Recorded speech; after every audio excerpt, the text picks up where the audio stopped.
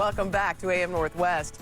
Promoting mental health in the workplace not only helps avoid employee stress and burnout, it directly impacts an organization's success and sustainability. Here to share 5 inexpensive ways to support mental health in the workplace, we welcome back executive coach and brand strategist, Dr. Carol Parker-Walsh. Good to see you again. Good to see you too. It really is an important topic, especially, I mean, we experienced that during, the pandemic quarantine. Yes, really absolutely. Came to light. It is when people talk about the future of work and human capital management and just really the sustainability of organizations, mental health is a huge issue right now. Yeah. And, it used to be so taboo to talk about it at work, but now it is something that organizations are rallying around, trying to make sure that they're creating an environment and space for their people to make sure that they can function at their highest capacity while they're at work. And you say it's really important to talk about it.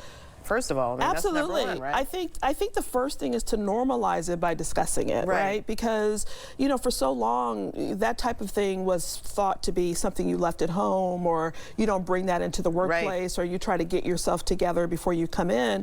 And what we're noticing is that some of the younger generations have no problem talking about their mental health issues, right? We saw that even in the Olympics with Simone Biles or with Naomi Osaka in tennis, right? They're more open to those conversations. So organizations need to normalize it and not make it feel like such a taboo topic by having that conversation, because it could be something in the workplace that they could change, or something that they can really help with to make sure that the employee is functioning well. And we also learned too about being flexible. Absolutely, right. And I was giving a talk recently, I think I was telling you about, and one of the questions that someone asked is like, well, what can we do to really help with that? And one of the things is just doing things like allowing employees to swap shifts or something of that nature. Right. I know sometimes people are really restricted around what they can do and what they can offer, depending on where you're working. But just having the availability of someone to say, can I call in, and if I could get someone to replace me, or if I can swap shifts, having the flexibility, letting people know that's okay to do,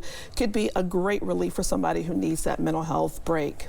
And also provide the resources that are needed. Yeah, for sure. I mean, I'm no expert. I'm not coming on here saying that I'm a mental health expert, so I think it's important to have resources available from people who are experts in that area. So if you're in a smaller organization and you don't have, an EAP or something of that nature where you can send people to, I think it's a great idea to bring in mental health professionals to give talks or to have discussions or to provide resources or to give information that otherwise would not be available in the organization, so that people are equipped to know where to go and what to do if they're struggling with mental health issues. Right, makes sense. Yeah. And I've got to believe that you really need to encourage people to take some time off sometimes. Oh, absolutely. And I think it's a double-edged sword, because sometimes, I coach a lot of executives and leaders who they leave for work, but they work while they're gone, right? They're on vacation and everyone knows where they are. And they're still sending emails. They're sending emails or checking emails. They're just spending a few hours in the morning. So if you have time off, take the time off. But on the other side, organizations, don't call people when they're off. Don't call them and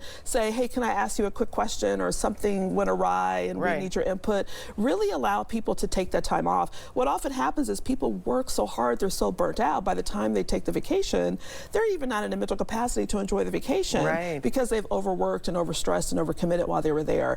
So I advise people to definitely take time off in the interim, Take vacation, take sick time, take mental health days as you need them, so that when you do take your vacation, you can truly enjoy it and really step away. And really relax. And really relax and really step away, so that you can come back better and more refreshed. Right, absolutely. Yeah. Also, support groups are really important. Yes, yes. Some organizations have even created employee resource groups around health and wellness, right? There's so many organizations that have affinity groups related to diversity, but now they're creating groups around mental health and wellness, so that people can come together and have conversations, offer support to one another, share resources, share best practices, how people may decide that they unwind or take care of themselves or engage in self-care practices that really help to, evolve their mental health in such a better way, so that they can function at their highest possible level. We got to pay attention to it. Mental health is so very important. Yeah. Absolutely. All valuable information. Carol, thank you so much. You're welcome. Thank you. All right, we'll be right back with more AM Northwest. Don't go away.